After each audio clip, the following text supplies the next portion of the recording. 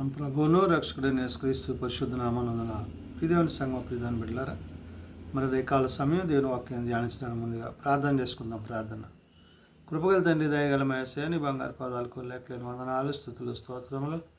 గతించిన రాత్రి నీ రెక్కల చాటును కాచి కాపాడి సంరక్షించిన దేవ, మరి ఉదయకాల సమయం సజ్జలు ఎక్కడి నుంచి ప్రార్థించుండగా వాక్యమైన దేవుడు, వాక్యం ద్వారా నాతో మాతో మాట్లాడి మీరే మహిమ ఘనత ప్రభావాలు పొందమని యేసునామమున అడుగుచున్నాము తండ్రి. ఆమెన్. ప్రియమైన సంఘ ప్రియుల బిడ్డలు, ఇద్దరు ఏర్పాటు చేయబడిన వాక్య భాగము క్వింక్వాగేసిమ ఆదివారం కొరకు ఏర్పాటు చేయబడిన పాత నిబంధన వాక్య భాగము ప్రవక్త అయిన యెషయా గ్రంథము 35వ అధ్యాయము 3 నుంచి 7 వచనాలు ధ్యానం చేసుకుందాము. క్వింక్వాగేసిమ ఆదివారం కొరకు ఏర్పాటు చేయబడిన పాత నిబంధన వాక్య భాగము ప్రవక్త అయిన యెషయా గ్రంథము 35వ అధ్యాయము 3 నుంచి 7 వచనములో ఈ విధంగా రాయబడినవి.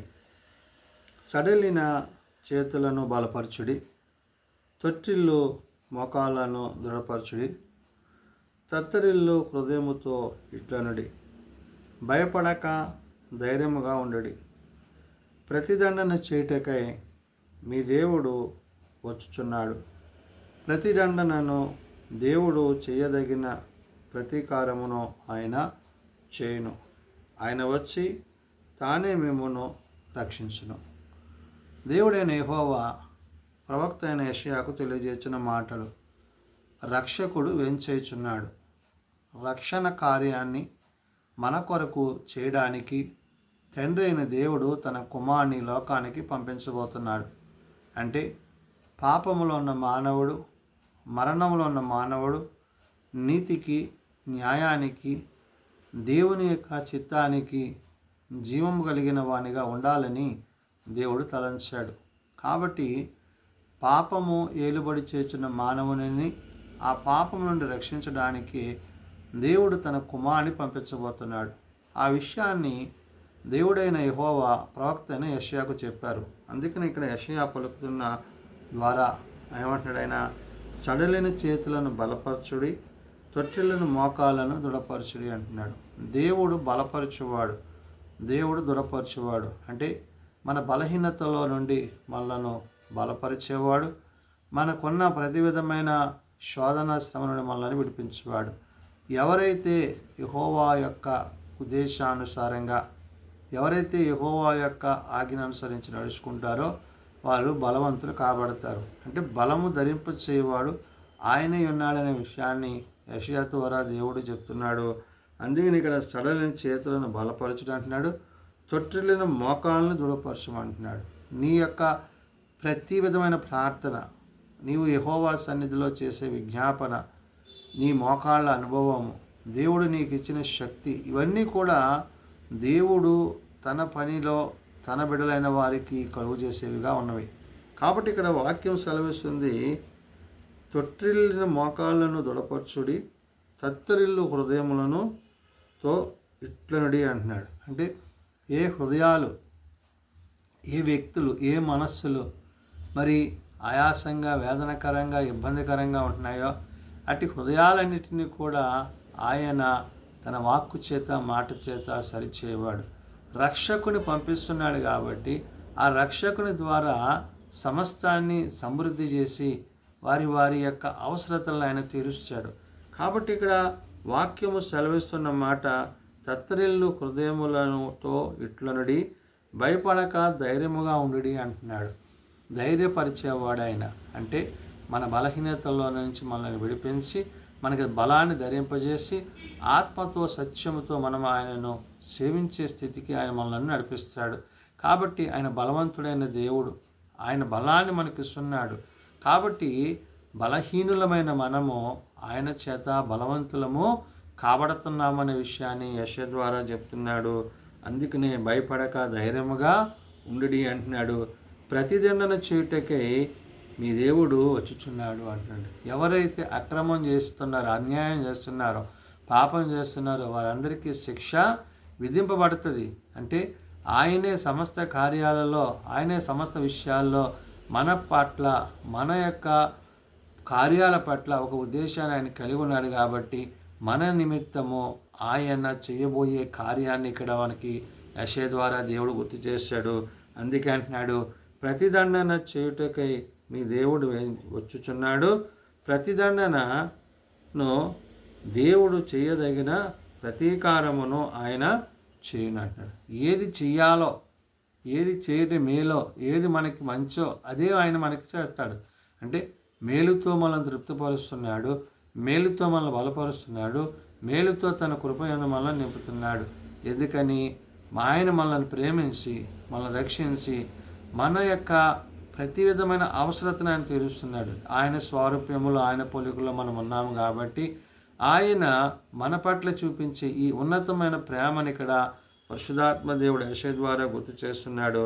అందుకనే ప్రతిదండనను దేవుడు చేయదగిన ప్రతీకారము ఆయన చేయను అంటూ ఆయన వచ్చి తానే మిమ్మును రక్షించును. ఆయనే స్వయంగా మన కొరకు రాబోతున్నాడు.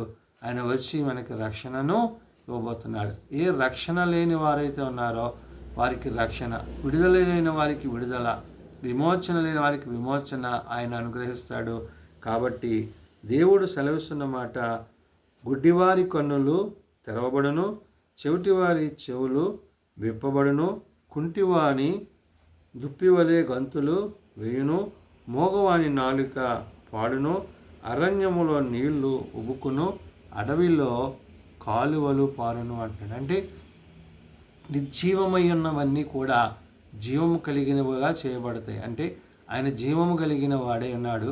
ఆయన మనకిచ్చిన జీవము, మనలో ఉన్న ఆత్మ, ఈ జీవాత్మ ఏదైతే ఉందో అది మనలను ఆయనతో జీవింపజేసేది. కాబట్టి మనము దేని కొరకు కనిపెడుతున్నామో ఆ కనిపెడుతున్న రక్షణ కార్యాన్ని మన పట్ల ఆయన చేయబోతున్నాడని యెషయా ద్వారా దేవుడు చెప్తున్నాడు. అందుకని గుడ్డివారి కనులు తెరవబడును అంటున్నాడు. అంధకారంలో ఉన్న మన కనులు ఆయన తెరిచి మనకి ఆ యొక్క ఆత్మీయ నేత్రాలు మనకు ఆయన దయచేస్తాడు. చెవిటివారి చెవులు విప్పబడును అంటున్నాడు. వినగల చెవులు కలిగిన వారముగా, వాక్యమందు విశ్వాసములో బలపడేవారుగా మనం ఉంటామనే విషయాన్ని చెప్తున్నాడు. కుంటివాడు దుప్పివలే గంతులు వేయును అంటున్నాడు. అంటే ఎవరు ఆయన యందు, ఆయన మాటలు యందు విశ్వాసం ఉంచుతారో వారి కోల్పోయిన వాటిని తిరిగి వరలా వాళ్ళు పొందుకుంటారు. పొందుకోవడమే కాదు, వారు ఆయన సన్నిధిలో సంతోషాన్ని వ్యక్తపరిచేవారే ఉన్నారు. మోగవాని నాలుక పాడును, అరణ్యములో నీళ్లు ఉబుకును అంటున్నాడు. అంటే ఇంతకాలం మౌనంగా ఉన్న మన స్థితిని ఆయన తన ఉల్లాస వస్త్రము చేత ధరింపజేసి సంతోష ఆనందాల చేత, తన ప్రేమ చేత మనలను ముందుకు నడిపించును. కాబట్టి అరణ్యములో నీళ్లు ఉబుకును, అడవిలో కాలువలు పారును అంటున్నాడు. అంటే మన యొక్క ఎడారి బ్రతుకుల్లో ఆయన జీవజల ఊటలను ఉంచువాడే ఉన్నాడు. కాబట్టి జీవాత్మ చేత, జీవబలము చేత, జీవశక్తి చేత మనల్ని జీవింపచేయచ్చు. ఆయన ఇచ్చిన యొక్క రక్షణ ఏదైతే ఉందో ఆ రక్షణలో మనం కొనసాగవలసి ఉందని యెషయా ద్వారా దేవుడు చెప్తున్నాడు.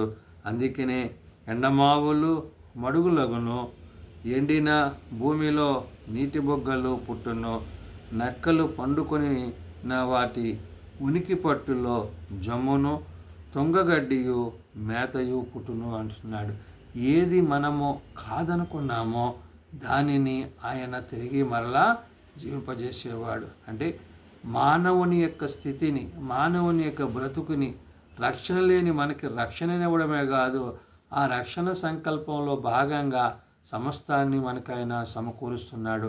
కాబట్టి నేడు నీవు నేను చేయవలసిందల్లా ఆయనను హృదయమందు అంగీకరించినట్లయితే, ఆయనను హృదయమందు చేర్చుకున్నట్లయితే, మన బ్రతుకులు మారినట్లయితే, మనము ఆయనతో జీవించినట్లయితే ఆయన ఇచ్చే ప్రతి విధమైన దీవెన ఆశీర్వాదాలు మనము కలిగి ఉంటామనే విషయాన్ని ఉదయకాల సమయంలో యెషయా గుర్తు చేస్తున్నాడు. అందుకనే ఎండమావులు మడుగులోగునట్టున్నాడు, ఎండిన భూమిలో నీటి బుగ్గలు పుట్టునట్టున్నాడు. ఏ జలమైతే మనకి ఇవ్వబోతున్నాడో ఆనాడు దేవుడు తాను బిడ్డలకు ఇచ్చిన ఆ యొక్క జీవజల ఊటలను తిరిగి మనకి ఇవ్వబోతున్నాడు. కాబట్టి మనము క్రీస్తులో, క్రీస్తు ప్రేమలో, ఆయన ఇచ్చే రక్షణలో మనం కొనసాగినట్లయితే తప్పక మన పట్ల ఆయన ఉద్దేశాలను నెరవేరుస్తాడు. ఆనాడు యెషయా ద్వారా చెప్పిన దేవుడు నేడు పరిశుద్ధాత్మ ద్వారా ఆ కార్యాలను మనం పొందుకునేవారై ఉంటామనే విషయాన్ని ఉదయకాల సమయంలో తెలియజేస్తున్నాడు. కాబట్టి నక్కలు పండుకొనిన వాటిని ఉనికి పట్టులోని జమ్మును తొంగగడ్డియు మేతయు పుట్టును అంటున్నాడు. నీకిచ్చే ఆహారము అది పరసంబంధమైనది, నీకిచ్చే జీవము అది పరసంబంధమైనది. కాబట్టి నీవు సంబంధమైన వాడివిగా కాక పరసంబంధమైన దేవుని బిడ్డగా, దేవుని యొక్క ఆత్మచేత, శక్తి చేత, బలము చేత నడిపింపబడి, దీవింపబడి, హృదయమందును ప్రవర్తన యందును ఆయన యొక్క చిత్తం నెరిగి జీవించువాడవై ఉండాలని ప్రవక్త అయిన యెషయా ద్వారా దేవుడు తెలియజేస్తున్న మాటలు. ప్రార్థన చేసుకుందాం. ప్రేమగల తండ్రి, దయగల ప్రభువా, కృపగల మా యేసయ్య, నిజమైన ఆయన మా హృదయాల వాంఛలను తీర్చువాడవు అయ్యా. మా బ్రతుకులను సరిచేయవాడవు. మాలో ఉన్న చీకటిని పారద్రోలి మమ్మలను నీ వెలుగుల్లో ప్రసరింపజేసి నీ ఆత్మ యందు నిలుచుతున్నందుకే వందనాలు. బలహీనలం ప్రభువా మమ్మల్ని బలపరచండి నాయన. రోగులం ప్రభువా మమ్మల్ని స్వస్థపరచండి నాయన. మీ చేతి గాయముల చేతి మాకు స్వస్థతను, ఆరోగ్యమును దయచేయమని అడుగుచున్నాం ప్రభువా. ఏ ఒక్కరు నశించక అంతటి అందరూ మారు మనసు కలిగి పాపక్షమాపణ కలిగి నేను నిత్యరాజ్యమందు చేరగలిగిన కృప ప్రతి వారికి దయచేయమని అడుగుచున్నాం. చిన్న బిడ్డలు, యవనులు, పెద్దలు, వృద్ధులు ప్రతి వారిని వాని తరగతులు చెప్పిన ఆశీర్వదించి దీవించి మీ కృపలో వర్ధల్లో చేయమని, వాక్యమైన దేవుడు వాక్యం ద్వారా బిడ్డలందరితో మాట్లాడమని, మీరు అక్కడికి మమ్మల్ని సిద్ధపరచమని యేసునామమున అడుగుచున్నాం తండ్రి. ఆమేన్. పరలోకమందున్న మా తండ్రి, నీ నామం పరిశుద్ధపరచబడుగాక, నీ రాజ్యం వచ్చుగాక, నీ చిత్తం పరలోకమందు నెరవేర్చినట్లు భూమి మీద నెరవేరుగాక. మా అనుదిన ఆహారాన్ని మాకు దయచేయి.